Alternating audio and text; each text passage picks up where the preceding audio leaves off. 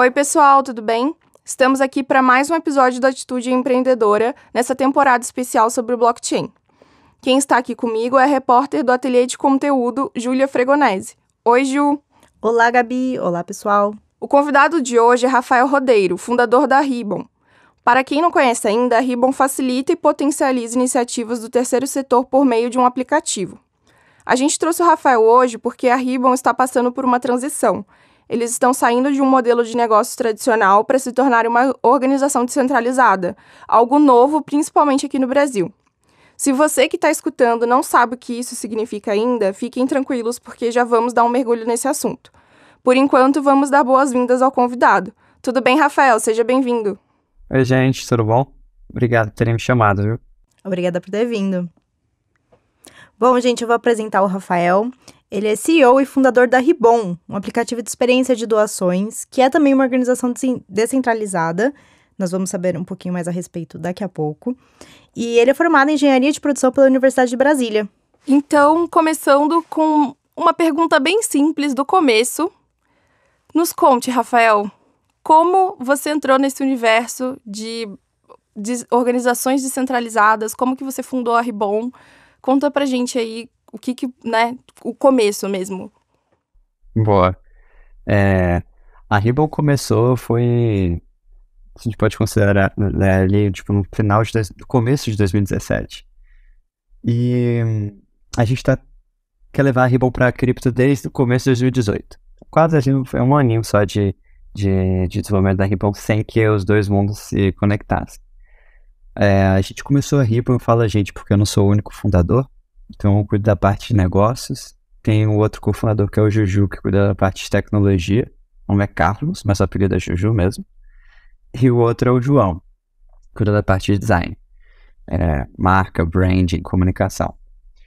A gente se conheceu nas empresas juniores lá em Brasília mesmo, e a intenção era sempre fazer com que... A gente fez algumas campanhas de doação para os nossos amigos, nossos colegas, e a gente entendeu que a forma como a doação acontecia não estava no mesmo mundo dos nossos amigos. A gente tinha 21 anos na época, né? Não comunicava com os millennials e geração Z, que eram nossos brothers, nosso meio. E a Ribbon começou exatamente assim, a gente querendo construir uma experiência de doação que se conectasse mais com os jovens. Isso foi logo em 2017.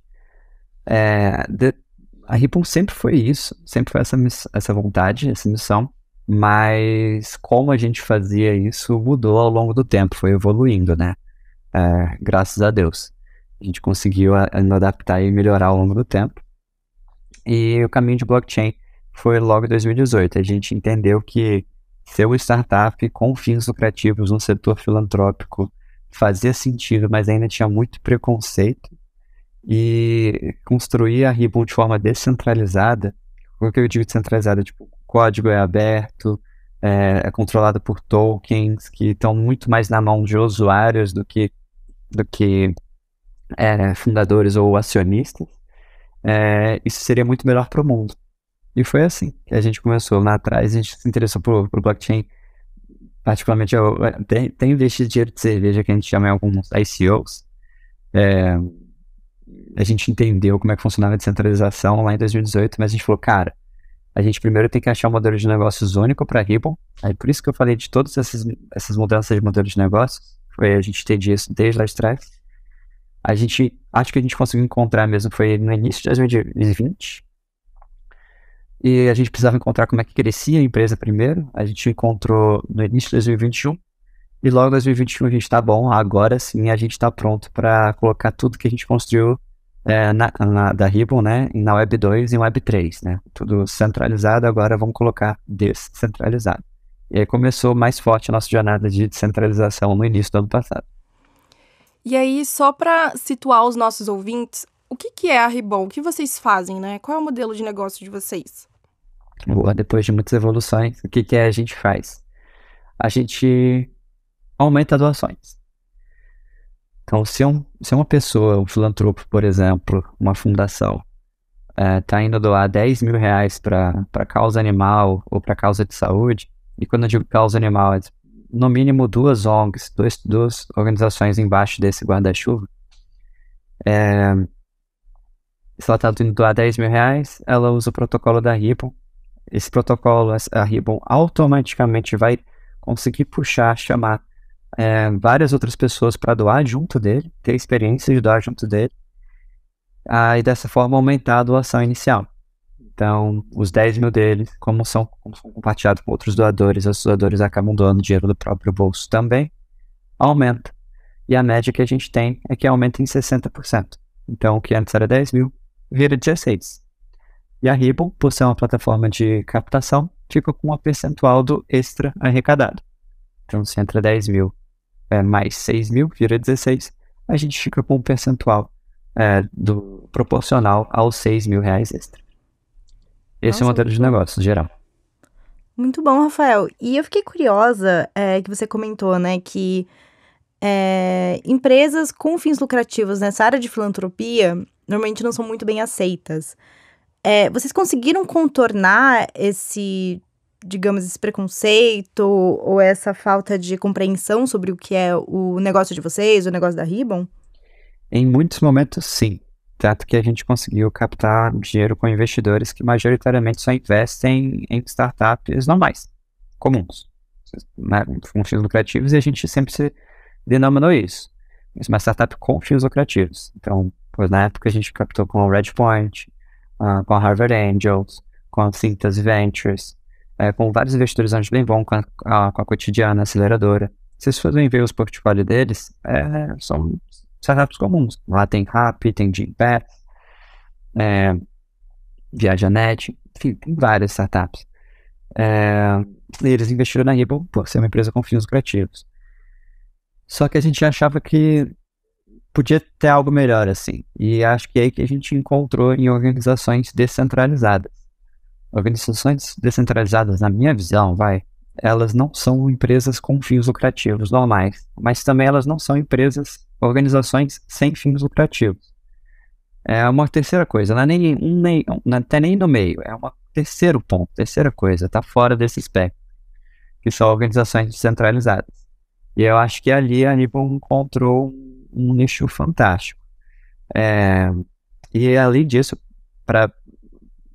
acho que tem um TED Talk muito famoso de um cara chamado Dan Pallotta, que ele explica, muito, muito bom, assim, é um dos 50 TED Talks mais vistos do mundo, que ele explica com dados o porquê que a forma que a caridade que a gente enxerga hoje, ela tá totalmente errada. Acho que a forma mais caricata que ele coloca lá e que dá pra repassar aqui no podcast, eu super recomendo, assim, é super legal. Ele é um super orador.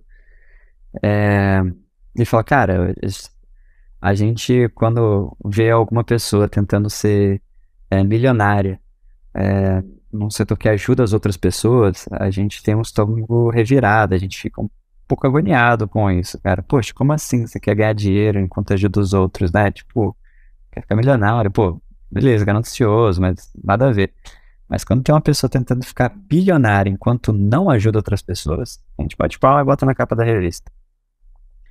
Então é algo muito mais cultural do que racional. Isso ele coloca lá em dados porque que essas crenças estão impedindo que organizações que lutam pelos maiores problemas do mundo continuem pequenas. É muito bom. E, Rafael, eu queria que você explicasse um pouco mais como foi esse processo de se transformar, ou né, ainda está acontecendo esse processo de se transformar uma organização descentralizada. Desde o começo, foi esse modelo de potencializar doações, né? Mas como que isso funcionava antes de vocês terem esse modelo descentralizado e como ele funciona agora? Qual é a diferença? A forma como eu expliquei até agora, ela basicamente dá para entender os dois lados, é igual. Então a Ribbon trabalha com esse cliente que quer doar 10 mil reais para causa animal, usando o protocolo da Ribbon. Como é que funciona, né? Como é que acontece? Como é que a gente aumenta a doação, né? Tem que explicar isso. Quando a pessoa ela manda os 10 mil reais para a Ribbon, a gente, de certa forma, o que faz, né? A gente emite um exemplo aqui, 10 mil vouchers. E aí, de R$1 cada. E a gente faz parceria com outras empresas, pode ser um joguinho de celular, por exemplo, para que eles distribuam esses vouchers de doação para os usuários deles. como se fosse uma recompensa. Então, tá lá, a Gabi está lá jogando um jogo de celular.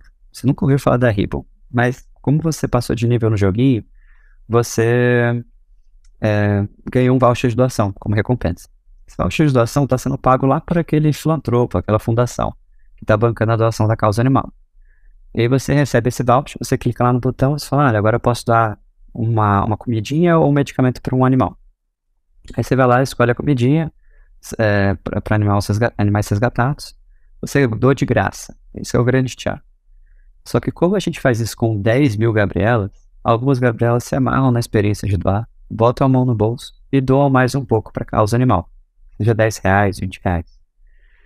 O somatório desses 10, R$20 de algumas Gabrielas que se amarraram na experiência de doar é o que em média aumenta em 60%. A Ribbon fica com um percentual do extra arrecadado, que é uma FII, é uma taxa, né? E quem paga é a fundação lá atrás. Isso é igualzinho na Web 2, que é centralizada, na Web 3, que é descentralizada. O que muda é a parte depois que a FII é cobrada, depois que a taxa é cobrada. Na organização Web 2, normal, essa taxa é a nossa receita, como uma empresa. E essa empresa a gente usaria para pagar funcionários, crescer a empresa, quem sabe um dia conseguir distribuir dividendos para acionistas. No modelo Web 3, isso acontece diferente. Essa taxa, isso inclusive, gente, é só um exemplo de descentralização, não são todas as empresas descentralizadas que funcionam assim. É só um jeito que a gente escolheu. Mas essa taxa, a gente pega e vai no mercado e compra tokens da Ribbon. Já explico mais o que é esse token. Compra mesmo, assim, tipo, vai numa exchange, né, que está comprando e vendendo esses tokens e compra esses tokens. O protocolo, o código faz isso sozinho. E ele compra isso e divide no meio. Depois de dividir no meio, ele manda metade de volta para o doador inicial, aquele cara que pagou R$10.000. Agora ele tem, vamos supor, R$500 de tokens, de valor de tokens da Ribbon. Ele pode... o que ele faz com esse token? Ele pode votar no futuro do protocolo, como quais são as ONGs que aparecem lá, quais são causas que aparecem lá, como causa animal, saúde, meio ambiente, etc. Ele pode votar também no que vai ser gasto no futuro na Ribbon, tipo o próprio tesouro da Ribbon, o que a gente vai gastar com eles, de desenvolvimento mesmo, onde a gente vai expandir. Mas se ele quiser vender, ele pode também. E a outra metade vai para as integrações, ou seja, vai para o joguinho de celular. E ele, na Web 2, ele estava distribuindo vouchers de doação de graça para os clientes dele, para os usuários dele, aumentando o engajamento tão alto quanto 40% até 80%. Já teve alguns casos que a gente fez em teste AB, de aumento de engajamento na base. Então, por exemplo, no caso do jogo, mas podia ser cada vez que alguém vai na academia com o Gym Pass, ou cada vez que alguém recebe um e-mail de que a compra do e-commerce está chegando. Quando isso acontece, os clientes se amarram, se envolvem mais, então tem aumento de engajamento lá dentro. E agora, no modelo Web 3, além de tudo isso, o desenvolvedor do jogo ganha, por exemplo, R$500 em voucher da Ribbon, em tokens da Ribbon, em tokens da Ribbon. Esse token de governança, que ele pode votar no futuro da plataforma como se fosse o doador, e se ele quiser vender, ele vende também. Isso cria uma receita adicional para a integração, né? Para esse integrador, para essa empresa de jogos.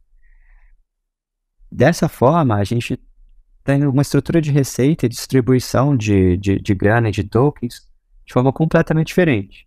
E assim como numa empresa normal, as ações controlam a empresa, quando a gente cria a Ribbon e coloca ela como se fosse um protocolo, né, que a gente pega o código dela e sobe ela na rede da Ethereum, ele não cai, nunca cai, não tem como a gente tirar do ar se a gente quiser.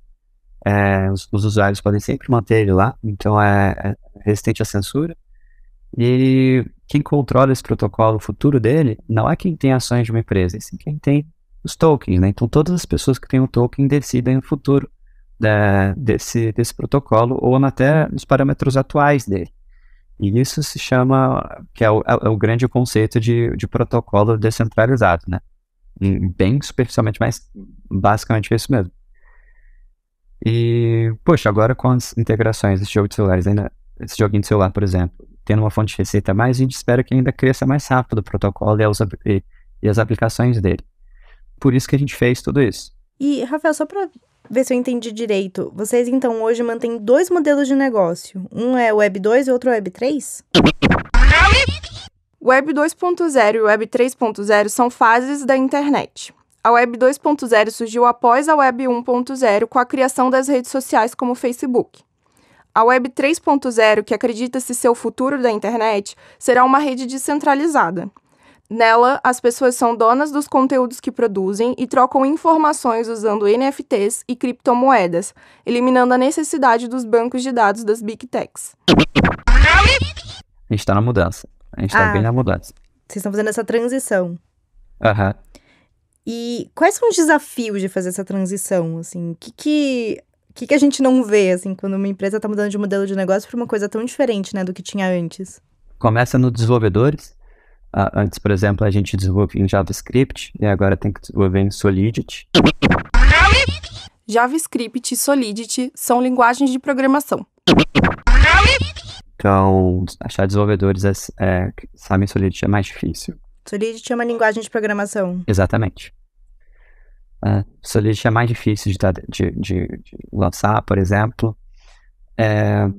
Na Web 2, por exemplo, cara, se a gente usa processador de pagamento, aí a gente cobra, por exemplo, alguém vai lá passar o cartão de crédito, aí doa R$20. Aí vai num processador de pagamento, como se fosse a Yugo, por exemplo, ou um Stripe.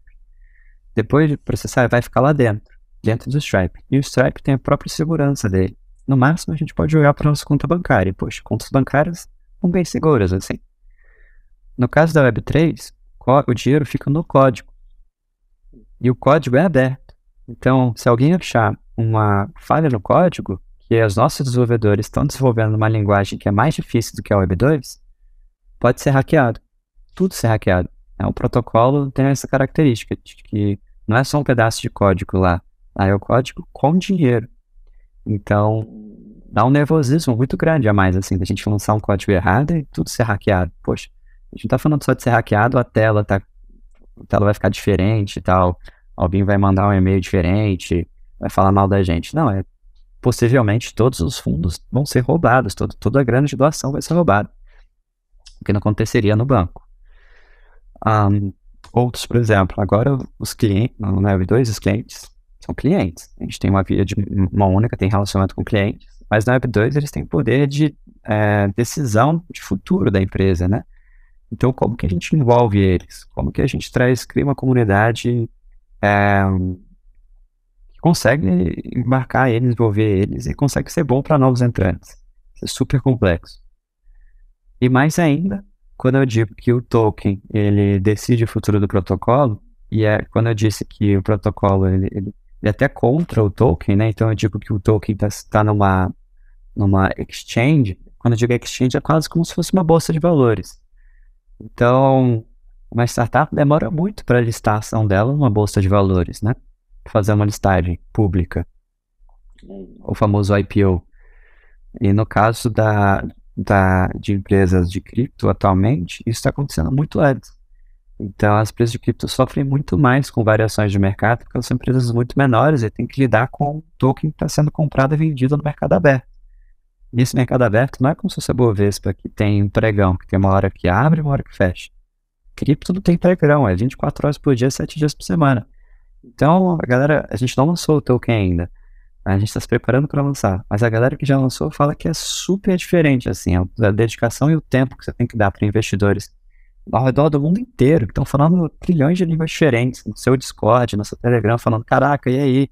Por que subiu? Por que desceu? O que está acontecendo? Manda notícias, não sei se eu vou vender, não sei se eu vou comprar mais. E você tem que lidar com esse sentimento de mercado e alimentar esse sentimento de mercado de uma forma coerente e não negativa, né? De forma coerente mesmo, não vou nem dizer positiva. Isso já é um puta trabalho também. Então são 4 pontos que acrescentam complexidade maior e são pouquíssimas pessoas que estão fazendo isso. Por isso é até tão complexo assim que a gente tem poucas referências, poucas pessoas para trocar ideia, sabe? Outros fundadores assim. No Brasil tem poucos agora, são poucas pessoas, poucos fundadores que estão desenvolvendo algo em cripto, algo descentralizado. Então, acho que todos os momentos de trocada de ideia com eles é bem valioso, assim. Como que, né, você falou que a empresa nasceu em 2017 e aí em 2018 começou essa discussão de torná-la descentralizada, e como que funciona essa largar o osso mesmo, assim, né? Com o tempo, quando vocês liberarem os tokens, quem vai começar a ter maior poder é a comunidade, que vai poder decidir, que vai poder fazer parte.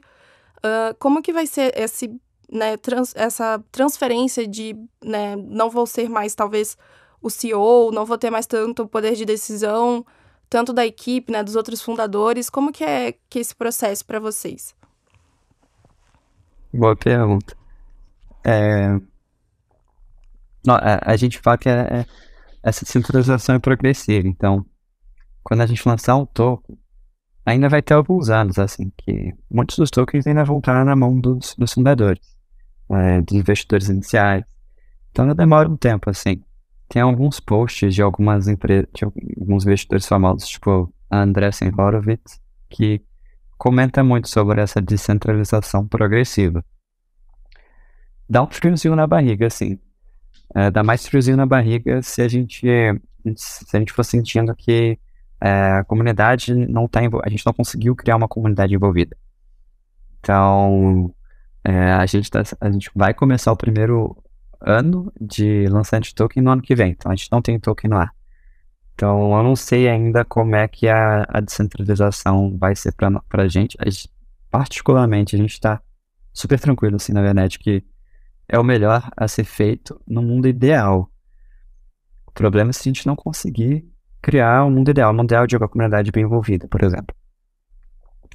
Então, vão ter alguns anos para a gente conseguir criar esse mundo ideal para descentralizar, tranquilo. Enfim, dito que é o melhor do mundo, melhor a se fazer para o mundo, a gente vai fazer de qualquer forma. É só a gente conseguir criar. Então, está sendo muito debatido agora, atualmente, como fazer isso ser possível, né? Como descentralizar bem, não só descentralizar por si só. Porque agora a gente está tendo alguns casos de protocolos que lançaram descentralização e deram super certo. Acho que o melhor protocolo que melhor trabalha hoje em dia é o pessoal da Yearn Finance, da WEARN, Yearn, acho que é isso mesmo, Yearn Finance. Vale muito a pena ver como é que é a organização de trabalho interna deles. Mas tem muitos protocolos muito bons mesmo, assim. Por exemplo, a Maker, que criou o DAI, que, cara, eles são protocolos o mais famoso, assim, de stablecoin, de uma moeda estável, descentralizada, e é virado, assim, o que eles fizeram foi fantástico. Só que eles são bem famosos também por serem conhecidos internamente pelas pessoas que trabalham lá dentro como caótico. É super caótico trabalhar lá dentro. A comunidade deles é super caótica, super tóxica. Então, fica um mix, assim, do que vai acontecer com a Maker, mesmo eles sendo fantásticos, assim, sendo um produto fantástico. O que vai acontecer com o futuro? E agora a gente está conseguindo olhar para trás e ver os erros deles e voltar. Eu digo isso, a gente é o mundo todo mesmo. Toda a comunidade internacional de cripto está sendo discutido amplamente isso, né? Como que DAOs e protocolos centralizados se organizam melhor para trabalhar melhor durante vários anos. Por que algumas estão dando certo? Por que tem algumas dando errado? Muito bom. E eu fiquei curiosa também, Rafael, você falou isso, né? Tipo, um dos desafios é ter uma comunidade engajada. Como é o trabalho de vocês para engajar essa comunidade desde já, assim? Eu sei que tem uma questão que é de convencimento, né? De você conseguir explicar um projeto, as ideias, ter argumentos bem baseados, justamente para envolver as pessoas, torná-las parte de todo o processo de construção. Como é que vocês trabalham para isso acontecer? Acho que o primeiro passo é a gente tá tentando puxar pessoas que já usam e já gostam da Riba. Aí já tá muito mais fácil. E a gente tá começando agora com fazer isso pelo Discord. Discord é uma plataforma de comunicação com áudio e vídeo, assim como o Google Meet e o Skype, mas focado na comunidade gamer e de tecnologia. Então, hoje a gente tem 2.000 pessoas no Discord, a gente tem, tipo, umas métricas de engajamento de uma delas, quantas conseguem dar ideias pra gente, como que a gente consegue envolver elas. recompensas que a gente consegue mandar para eles, os tokens da Ribbon, e várias outras formas de recompensar eles, como é que a gente tem aberto. Então, mas a gente está muito no começo. Eu não sou a melhor pessoa para contar isso de ninguém da Ribbon, mas a gente está aprendendo, está lançando. Então, recentemente teve as primeiras interações de pessoas que a gente não nunca conhecia no nosso código.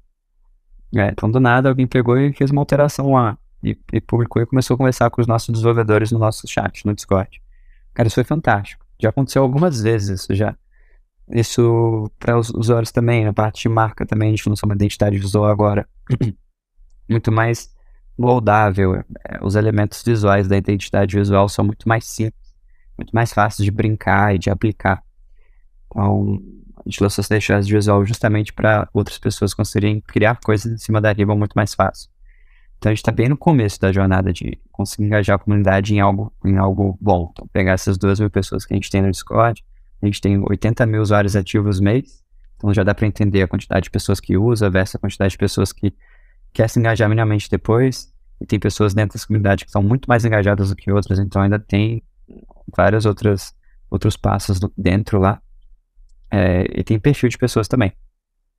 Tem pessoas que são desenvolvedoras, outras que gostam mais da parte de marketing, as pessoas que gostam de introduzir a gente, conectar a gente com outras plataformas, e assim vai. Muito bom. E só uma curiosidade minha, eu tô entendendo que o Discord e o Telegram são meio que as ferramentas de trabalho também, disso tudo. É verdade. Adiciona o Twitter aí e algumas ferramentas de governança também, tipo Orca e o Nose Safe e o Governor Bravo. São 3 ferramentas assim que a galera tá usando bastante para governança, depois que o token tá lançado. Entendi. Muito bom. Legal. O Discord é bem comum, né, nas organizações descentralizadas. Aham. Eu queria que você me contasse, Rafael, até assim um pouco da sua opinião. Uma das coisas que mais chamou a atenção em relação à Ribbon, além do modelo de negócio de vocês, que é muito legal, foi exatamente essa transformação entre o Web 2 e o Web 3. Porque até então a gente não tinha ouvido falar ainda de empresas que mudaram de modelo de negócio, né? A gente conheceu algumas que já nasceram descentralizadas, mas nunca, até agora, pelo menos brasileiras, a Ribbon foi a primeira. Isso é normal, assim, tá? Normal assim não, porque a gente sabe que é um movimento que tá no começo ainda, mas tá se normalizando, a gente tá vendo mais empresas se transformando em descentralizadas. E você acha que isso vai ser um processo, assim, comum cada vez mais? A gente vai cada vez mais ver outras empresas, não só do ramo da filantropia, mas de outras áreas, de outros setores, fazendo essa transformação? Total. Tem um investidor famoso da Variant, ele até fez um tweet nesse ano falando, cara, o ano passado, recentemente, os anos anteriores, foram muito pessoal de cripto fazendo coisa pro pessoal de cripto. Então, as exchanges são descentralizadas. E, cara, para você usar uma exchange daquela, tipo, você tinha que ter a carteira, você tinha que saber de cripto, você tinha que saber de hash, você tinha que saber um monte de coisa, assim, que é da galera de cripto mesmo. E aí começaram a falar, cara, como é que a gente consegue construir coisas em cripto, mas pro pessoal de fora? E acho que o Twitter, esse investidor, era dizendo que as melhores pessoas até para fazer essa coisa eram empreendedores do mundo Web 2 que entenderam o mundo Web 3 e começaram a entrar em uma longa leva agora. Então, esse ano, o pessoal está sentindo isso. E nesse ano que vem, acho que vai ser bem mais forte, principalmente depois esse mercado que está super em queda, de empreendedores assim. No Brasil tem até alguns, acho que tem muita coisa relacionada a finanças, a empréstimos, mas também tem outras que são menos óbvias, como viagens. De viagem eu conheço o pessoal da All Points, por exemplo, Marcelo, brasileiro e tal. Tem uma empresa Web2 que está indo para Web3. Tem um empreendedor que eu conheço também, eu não sei se posso contar, ele falou que era Stealth, mas basicamente é um empreendedor SaaS, de uma empresa SaaS, que faturava 100 milhões ano. Ele vendeu, conseguiu vender, foi mentor nosso, né?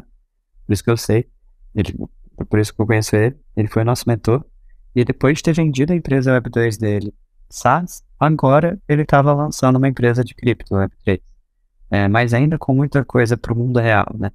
Então acho que tá na onda, tá se tornando, tá agora, assim. Como você disse, tá no começo, e acho que vai ficar cada vez mais frequente. E você falou desse mentor, eu fiquei curiosa também para saber, vocês tiveram vários mentores ao longo dessa jornada de construir a Ribbon? Foram alguns, assim, o quão relevante foram eles também para a construção do negócio? Nossa, essenciais. Foram muitos. Cara, eu acho que eu já tive mais de 20. Tipo, por baixo, assim, com certeza. Só eu, ainda teve mentores de outras pessoas na Ribbon, né? Cada um na Ribbon sempre tem que ter um mentor no mínimo. Sempre, cada uma das pessoas. Um mentor pode ser compartilhado, pode, mas pode ajudar mais pessoas, pode. Mas sim, a gente tem a política. E, cara, eu vou dar o exemplo de um, bem claro. No início do ano passado, a gente falou, beleza, a gente tem agora modelos de negócios claro, como a gente cresce claramente. Agora, como é que a gente pega isso tudo que a gente construiu no Web 2 e bota para o Web 3? Aí nessa a gente chamou um mentor específico, chamado Alex. O Alex Pruden é o nome dele. Ele trabalhou por 3 anos na Andreessen Horowitz, que é um dos maiores fundos de investimentos do mundo. Acho que é o maior de cripto. Acho que é o maior de cripto, com certeza, sim, quase. Ele trabalhou antes na Coinbase também e na GGV Capital. Hoje em dia ele saiu da Andreessen Horowitz, trabalha na Alio. Eles fecharam uma rodada de 200 milhões agora, recentemente. Ele que cuida das rodadas até lá de dentro.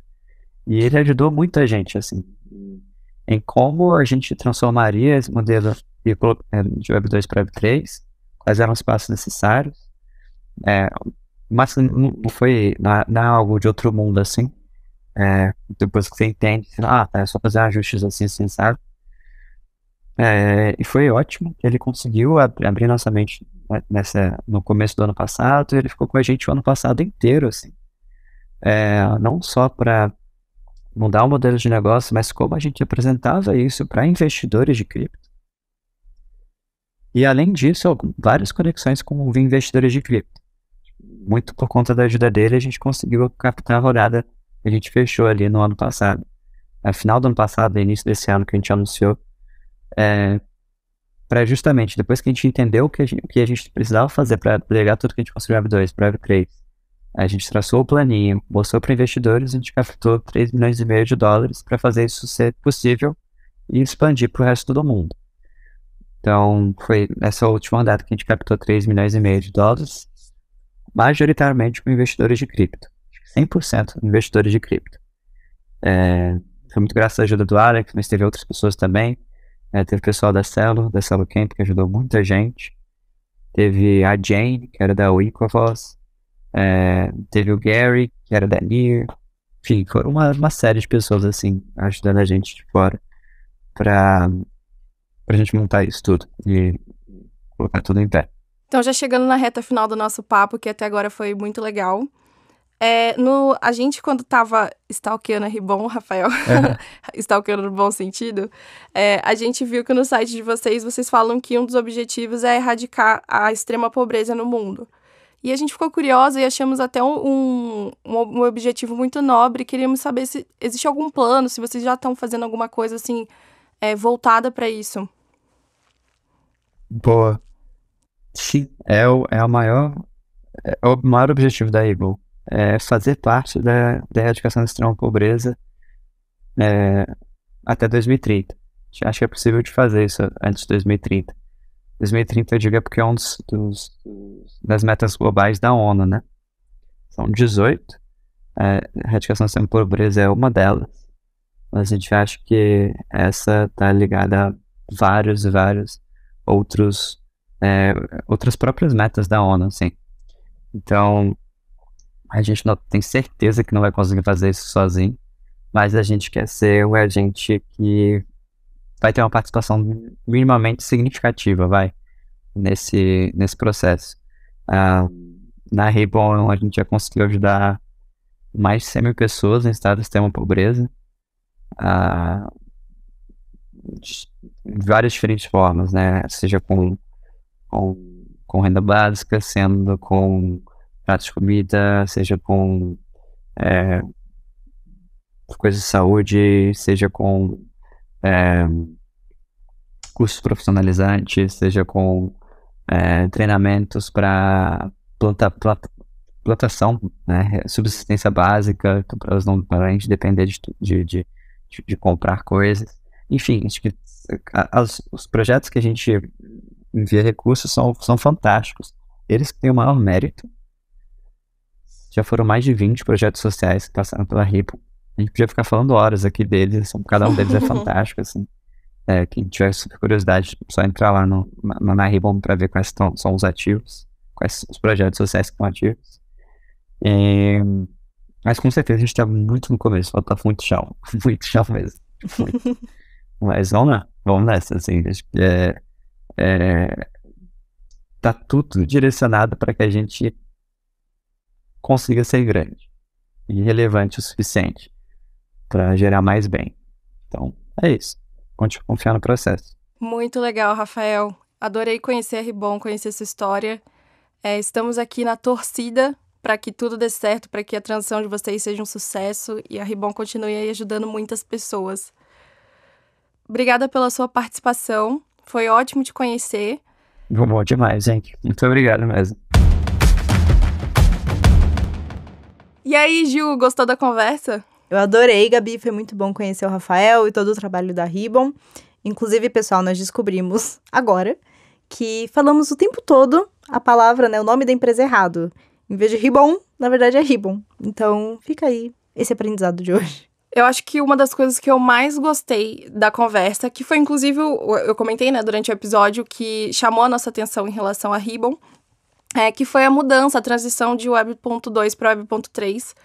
Gostei, inclusive, da utilização desses termos, né, porque ele saiu de um modelo tradicional de negócio, mais relacionado ao estilo ONG, né, por mais que ele tenha comentado que é uma organização com fins lucrativos, para uma organização descentralizada. O processo ainda não acabou, mas eu achei sensacional eles entenderem no meio do caminho que não era bem, talvez, o modelo que melhor funcionasse para eles. O que melhor funciona para eles é esse modelo super novo que ainda está muito pequenininho no Brasil, no mundo também, de estar germinando aí empresas descentralizadas. E eu achei, assim, uma decisão madura, uma decisão inteligente de negócio. Então, acho que uma das coisas que mais me chamou a atenção foi isso. O que me chamou a atenção também foi o que ele falou, né? Esse tá sendo um movimento que tá acontecendo agora de várias empresas, né? Que estão migrando do Web 2, que é aquele modelo mais tradicional de internet que a gente conhece hoje, pro Web 3.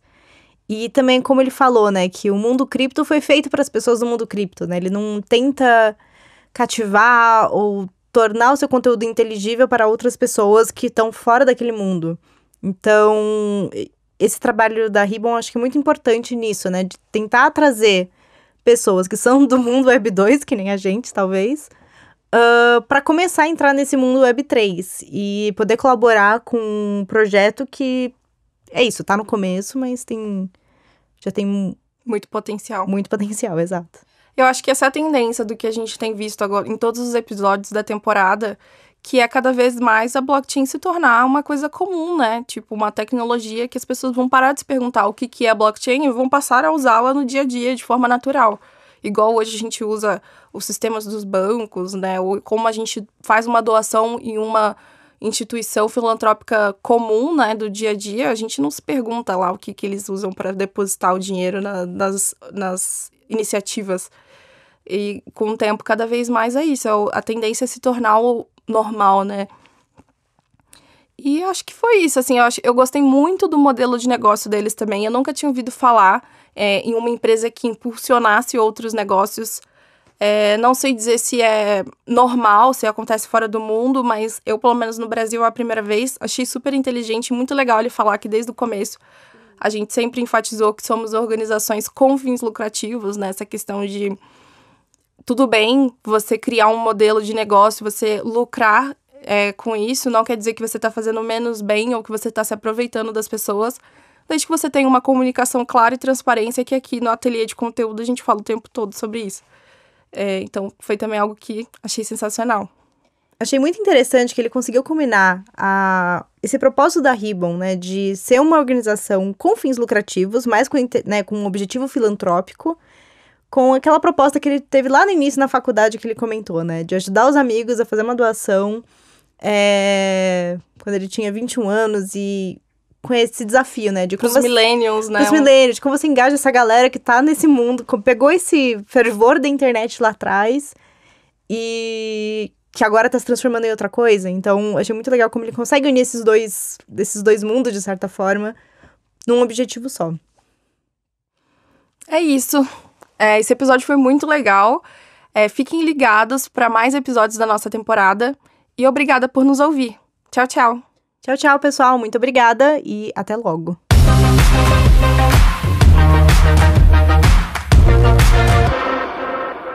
Esse podcast é uma parceria do Estúdio Teses com o Ateliê de Conteúdo. O episódio foi produzido por Ariane Abdala, Gabriela Lopes, Silvia Balieiro, Ana Carolina Berg-Miller, Júlia Fregonese, Giovana Dias, Lorenzo Iatalese.